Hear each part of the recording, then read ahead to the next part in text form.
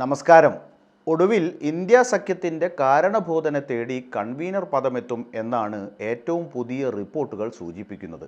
India സഖ്യത്തിൻ്റെ ഉലച്ചിലില്ലാത്ത പോക്കിന് ഇങ്ങനെയൊരു വലിയ തീരുമാനം അനിവാര്യമാണെന്ന വിലയിരുത്തലിൽ കോൺഗ്രസ് എത്തിച്ചേർന്നിട്ടുണ്ടെന്നാണ് കേൾക്കുന്നത്. 2024 രാഷ്ട്രീയത്തെ വിപ്ലവകരമായി സ്വാധീനിക്കുന്ന നീക്കത്തിനാണ് കോൺഗ്രസ് ഒരുങ്ങുന്നത്. നിതീഷ് കുമാറിനെ സഖ്യത്തിൻ്റെ സുപ്രധാന പദവി ഏൽപ്പിക്കാൻ തീരുമാനിച്ചുവെന്നാണ് റിപ്പോർട്ട്. നിലവിൽ നിതീഷിന് സഖ്യത്തിൻ്റെ പല നടപടികളിലും അതൃപ്തിയുണ്ട്. അത് കുറേയൊക്കെ പ്രകടമാക്കാനും അദ്ദേഹം മടി കാണിച്ചിട്ടില്ല.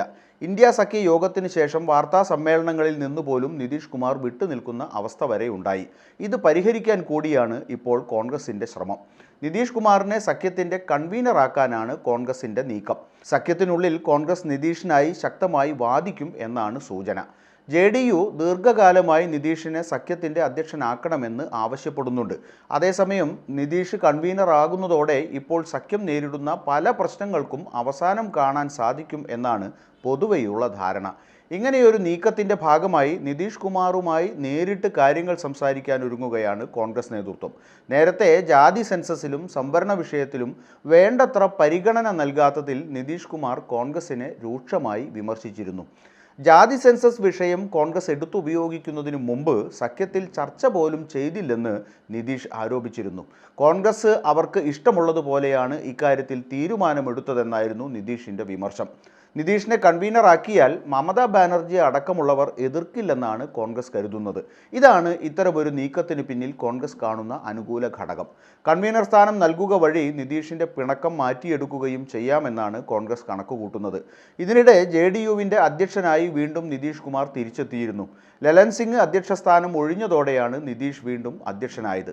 അതേസമയം മഹാരാഷ്ട്രയിൽ ഇന്ത്യ സഖ്യത്തിൽ സീറ്റ് വിഭജനം സംബന്ധിച്ച പ്രശ്നങ്ങളെല്ലാം പരിഹരിച്ചുവെന്ന സൂചനയാണ് NCP നേതാവ് സുപ്രിയ സുലെ നൽകിയത്.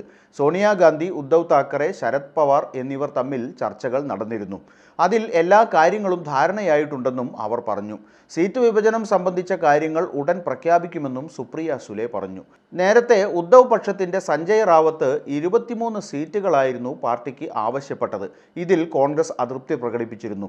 എന്നാൽ ഉദ്ധവ് താക്കറെ റാവത്തിൻ്റെ പ്രസ്താവനയെ തള്ളിയതോടെ കാര്യങ്ങൾ രമ്യതയിലെത്തി എന്നാണ് മനസ്സിലാക്കേണ്ടത്. ഇന്ത്യ സഖ്യത്തിൽ വഞ്ചിത് ബഹുജൻ അഗാഡി നേതാവ് പ്രകാശ് അംബേദ്കർ നിർണായക റോൾ വഹിക്കുമെന്നും സുപ്രിയ സുലെ പറഞ്ഞു. പ്രകാശ് അംബേദ്കർ ഇന്ത്യ സഖ്യത്തിൻ്റെ ഭാഗമാവാൻ താൽപ്പര്യം പ്രകടിപ്പിച്ചിരുന്നു.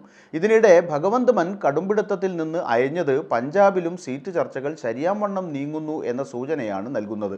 പാർലമെന്റ് തെരഞ്ഞെടുപ്പിൽ ഇന്ത്യ സഖ്യമാണ് മത്സരിക്കുകയെന്നും അതിന് ഓരോ സംസ്ഥാനത്തും വിട്ടുവീഴ്ചകൾ വേണ്ടിവരുമെന്ന ദേശീയ കൺവീനർ അരവിന്ദ് കെജ്രിവാളിൻ്റെ പ്രസ്താവനയെ തുടർന്നാണ് ഭഗവന്ത് മാൻ തൻ്റെ നിലപാട് മയപ്പെടുത്തിയത്.